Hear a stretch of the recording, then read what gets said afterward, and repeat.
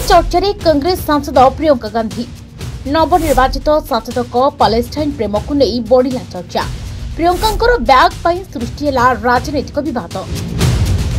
Palestine प्रति कांग्रेस सांसद प्रियंका गांधी भद्रा समर्थन पुणी थे चर्चा। प्रियंका गांधी पैलेस्टाइन लेखाथिबा एक बैग धरी संसद में पहुंचा पर हलचल राजनैतिक करिडर सोशल मीडिया खूब वायरल होबारे लगी प्रियंका बैग। यह बैग माध्यम प्रियंका गांधी पुणी थे पैलेस्टाइन समर्थन करुवा नजर आसी। प्रियंका कांधे पकाई बैग पैलेस्टाइन लेखा होगा सहित बैग उपर शांतिर प्रतीक एक धड़ा कपतर चित्र अंका होइछि। वर्तमान प्रियंका पैलेस्टाइन बैग को नहीं राजनैतिक विवाद सृष्टि होइछि।